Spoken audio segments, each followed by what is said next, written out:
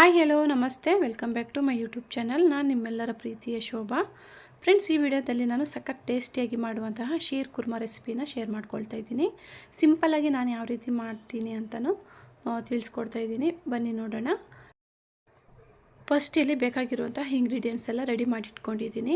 ಅಂದರೆ ಇದು ಸೇಮಿಯಾ ಥರ ಬರುತ್ತಲ್ವ, ಸಣ್ಣದಾಗಿ ಬರುತ್ತೆ. ಇದು ಶೀರ್ ಕುರ್ಮಾ ಮಾಡೋದಕ್ಕೆ ಸೂಪರ್ ಮಾರ್ಕೆಟ್ಗಳಲ್ಲಿ ಸಿಗುತ್ತೆ, ಎಲ್ಲ ದಿನಸಿ ಅಂಗಡಿಗಳಲ್ಲೂ ಸಿಗುತ್ತೆ. ಅದು 100 ಗ್ರಾಮ್ ತೊಗೊಂಡಿದ್ದೀನಿ. ಮತ್ತು ಎಲ್ಲ ಥರ ಡ್ರೈ ಫ್ರೂಟ್ಸ್ನು ಕಟ್ ಮಾಡಿ ಇಟ್ಕೊಂಡಿದ್ದೀನಿ, ಚಿಕ್ಕದಾಗಿ ಕಟ್ ಮಾಡಿ ಇಟ್ಕೊಂಡಿದ್ದೀನಿ. ಮತ್ತು ಒಣ ದ್ರಾಕ್ಷಿನೂ ಅಷ್ಟೇ, ಮತ್ತು ಒಣ ಖರ್ಜೂರನೂ ಕಟ್ ಮಾಡಿ ಇಟ್ಕೊಂಡಿದ್ದೀನಿ. ಮತ್ತು ಡೇಟ್ಸೂ ಸ್ವಲ್ಪ ಕಟ್ ಮಾಡಿ ತೊಗೊಂಡಿದ್ದೀನಿ. ಲಾಸ್ಟಲ್ಲಿ ಹಾಕ್ಕೊಂಡ್ರೆ ತುಂಬಾ ಚೆನ್ನಾಗಿರುತ್ತೆ. ಮತ್ತು ಒಂದು 3 ರಿಂದ 4 ಏಲಕ್ಕಿನ ಪುಡಿ ಮಾಡಿ ಇಟ್ಕೊಂಡಿದ್ದೀನಿ. 1 ಬೌಲಷ್ಟು ಸಕ್ಕರೆ ತೊಗೊಂಡಿದ್ದೀನಿ. ಅರ್ಧ ಲೀಟರಷ್ಟು ಹಾಲು ತೊಗೊಂಡಿದ್ದೀನಿ. ಮತ್ತು ಒಂದು ಬಾದಾಮ್ ಪೌಡರ್ದು ಪಾಕೆಟ್ ಇತ್ತು, 10 ರುಪೀಸ್ದು, ಅದನ್ನು ತೊಗೊಂಡಿದ್ದೀನಿ. ಅದಿಲ್ಲ ಅಂತಂದರೆ ಮಿಲ್ಕ್ ಮೇಡ್ ಇದ್ದರೆ ಮಿಲ್ಕ್ ಮೇಡನ್ನು ಸೇರಿಸ್ಕೊಳ್ಬೋದು, ಯಾವುದಿದ್ರೆ ಅದು ಹಾಕ್ಕೊಳ್ಬೋದು, ಚೆನ್ನಾಗಿರುತ್ತೆ. ಈಗ ಒಂದು ಪಾತ್ರೆ ತಗೊಂಡು ಪಾತ್ರೆಗೆ ನಾನು ಅರ್ಧ ಲೀಟರ್ ಹಾಲನ್ನು ಸೇರಿಸ್ಕೊಳ್ತಾ ಇದ್ದೀನಿ. ಹಾಲು ಸ್ವಲ್ಪ ಗಟ್ಟಿಯಾಗಿಯೇ ಕಾಯಿಸ್ಕೊಂಡ್ರೆ ತುಂಬಾ ಚೆನ್ನಾಗಿ ಬರುತ್ತೆ ಟೇಸ್ಟು. ಹಾಲು ಹಾಕಿದ ತಕ್ಷಣವೇ ನಾನು ಈ ಖರ್ಜೂರ ಇದೆಯಲ್ಲ, ಒಣ ಖರ್ಜೂರನ ಸೇರಿಸ್ಕೊಂಡ್ಬಿಟ್ಟೆ. ಅದು ಸ್ವಲ್ಪ ಬಾಯ್ಲ್ ಆಗಬೇಕು, ಆವಾಗ ಸಾಫ್ಟಾಗಿ ಬರುತ್ತೆ, ತಿನ್ನೋಕ್ಕೆ ಚೆನ್ನಾಗಿರುತ್ತೆ ಅಂತ ಹೇಳಿ. ಈಗ ಆ ಕಡೆ ಶಿಫ್ಟ್ ಮಾಡ್ಕೊಂಡಿದ್ದೀನಿ. ಆ ಕಡೆ ಹಾಲು ಕಾಯೋ ಅಷ್ಟರೊಳಗಡೆ ಈ ಕಡೆ ನಾನು ಡ್ರೈ ಫ್ರೂಟ್ಸ್ ಎಲ್ಲ ರೋಸ್ಟ್ ಮಾಡ್ಕೊಳ್ಳೋಣ ಅಂಥೇಳಿ ಒಂದು 3 ರಿಂದ 4 ಸ್ಪೂನಷ್ಟು ತುಪ್ಪ ಸೇರಿಸ್ಕೊಂಡು ಈಗ ನಾನು ಕಟ್ ಮಾಡಿರೋಂತಹ ಡ್ರೈ ಫ್ರೂಟ್ಸ್ ಎಲ್ಲ ಸೇರಿಸ್ಕೊಂಡು ಫ್ರೈ ಮಾಡ್ಕೊಳ್ತಾ ಇದ್ದೀನಿ. ಇವಾಗ ಈ ಡ್ರೈ ಫ್ರೂಟ್ಸ್ ಎಲ್ಲ ಇನ್ನೊಂದು ಬೌಲ್ಗೆ ತಗೊಳ್ತಾ ಇದ್ದೀನಿ. ಈ ಥರ ಕಲರ್ ಚೇಂಜ್ ಆಗೋ ತನಕ ಚೆನ್ನಾಗಿ ಕಮ್ಮಿ ಉರಿ ಇಟ್ಕೊಂಡು ಫ್ರೈ ಮಾಡ್ಕೊಳ್ಬೇಕು. ಈ ಕಡೆ ನೋಡ್ತಿರ್ಬೋದು, ಹಾಲು ಚೆನ್ನಾಗಿ ಕುದಿ ಬರ್ತಾಯಿದೆ. ನಾನು ಒಂದು 3/4 ಗ್ಲಾಸ್, ಅರ್ಧ ಲೀಟರ್ ಹಾಲಿಗೆ ಒಂದು 3/4 ಗ್ಲಾಸಷ್ಟು ನೀರು ತಗೊಂಡಿದ್ದೀನಿ. ಬೇಕಿದ್ದರೆ ನೀವು ಇನ್ನೂ ಸ್ವಲ್ಪ ನೀರು ಆ್ಯಡ್ ಮಾಡ್ಕೊಳ್ಬೋದು, ಇಲ್ಲ ನಮಗೆ ಗಟ್ಟಿನೇ ಬೇಕು ಅಂದರೆ ಸಾಕಾಗುತ್ತೆ ಅಷ್ಟು. ಈಗ ಸೇಮಿಯಾ ಏನಿದೆಯೋ ಅದನ್ನು ಸೇರಿಸ್ಕೊಂಡು ಅದು ಸ್ವಲ್ಪ ಕಲರ್ ಚೇಂಜ್ ಆಗೋ ತನಕ ತುಪ್ಪದಲ್ಲೇ ಚೆನ್ನಾಗಿ ಫ್ರೈ ಮಾಡ್ಕೊಳ್ಬೇಕು. ತುಂಬಾ ಡಿಫ್ರೆಂಟಾಗಿತ್ತು, ಟೇಸ್ಟ್ ಮಾತ್ರ ತುಂಬಾ ಚೆನ್ನಾಗಿ ಬಂದಿತ್ತು.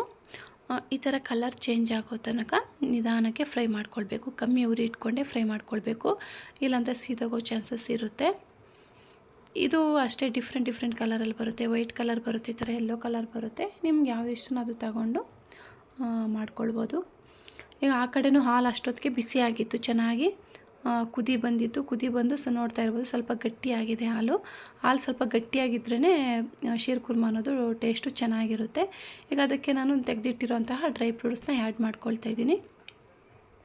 ಡ್ರೈ ಫ್ರೂಟ್ಸ್ ಆ್ಯಡ್ ಮಾಡಿಕೊಂಡು ಒಂದು ಕುದಿ ಬಂದಿದ್ದ ತಕ್ಷಣವೇ ನಾನು ಫ್ರೈ ಮಾಡಿ ಇಟ್ಟಿರೋಂತಹ ಸೇಮಿಯಾನು ಸೇರಿಸ್ಕೊಳ್ತಾ ಇದ್ದೀನಿ.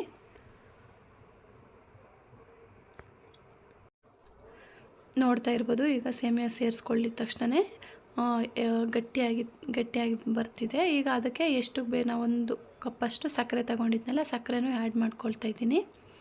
ಈಗ ಲಾಸ್ಟಲ್ಲಿ ನಾನು ಡೇಟ್ಸ್ ಕಟ್ ಮಾಡಿ ಇಟ್ಕೊಂಡಿರೋಂತಹ ಡೇಟ್ಸ್ನ ಹಾಕ್ಕೊಂಡು, ಏಲಕ್ಕಿನೂ ಕುಟ್ಟಿಟ್ಕೊಂಡಿದ್ದೆ ಅದನ್ನು ಹಾಕ್ಕೊಂಡು, ಒಂದು 2 ಸ್ಪೂನಷ್ಟು ಬಾದಾಮ್ ಪೌಡರ್ನ ತಗೊಂಡು ಚೆನ್ನಾಗಿ ಮಿಕ್ಸ್ ಮಾಡ್ಕೊಳ್ತಾ ಇದ್ದೀನಿ. ಇಷ್ಟೇ, ಶೀರ್ ಕುರ್ಮಾ ಅನ್ನೋದು ರೆಡಿ ಆಗಿಬಿಡುತ್ತೆ. ತುಂಬಾ ಸಖತ್ ಟೇಸ್ಟಿಯಾಗಿತ್ತು. ನೋಡ್ಬೋದು, ಗಟ್ಟಿ ಬಂದಿದೆ. ಇಷ್ಟು ಶೀರ್ ಕುರ್ಮಾ ಅನ್ನೋದು ಇಷ್ಟು ಮಾತ್ರ ತೆಳುವಾಗಿರಬೇಕು, ಇಷ್ಟಿದ್ರೇ ತಿನ್ನೋಕ್ಕೆ ಚೆನ್ನಾಗಿರುತ್ತೆ. ಈಗ ಇದನ್ನು ಒಂದು ಸರ್ವಿಂಗ್ ಬೌಲ್ಗೆ ತಗೊಳ್ತಾ ಇದ್ದೀನಿ. ಮೇಲೆ ಒಂದು ಸ್ವಲ್ಪ ಡ್ರೈ ಫ್ರೂಟ್ಸ್ನ ಆ್ಯಡ್ ಮಾಡ್ಕೊಳ್ತಾ ಇದ್ದೀನಿ, ನೋಡೋಕ್ಕೆ ಚೆನ್ನಾಗಿರುತ್ತೆ ಅಂತ ಹೇಳಿ. ಖಂಡಿತ ನೀವು ಒಂದ್ಸಲ ಟ್ರೈ ಮಾಡಿ ನೋಡಿ, ತುಂಬಾ ಟೇಸ್ಟಿಯಾಗಿರುತ್ತೆ, ಸಖತ್ತಾಗಿರುತ್ತೆ. ಇಷ್ಟ ಆದರೆ ಲೈಕ್ ಮಾಡೋದು ಮರಿಬೇಡಿ. ಹಾಗೆ ಸಬ್ಸ್ಕ್ರೈಬ್ ಮಾಡಿಲ್ಲ ಅಂದರೆ ಸಬ್ಸ್ಕ್ರೈಬ್ ಮಾಡಿ, ಸಪೋರ್ಟ್ ಮಾಡಿ. ನೆಕ್ಸ್ಟ್ ವಿಡಿಯೋದಲ್ಲಿ ಸಿಗೋಣ. Thank you for watching. By.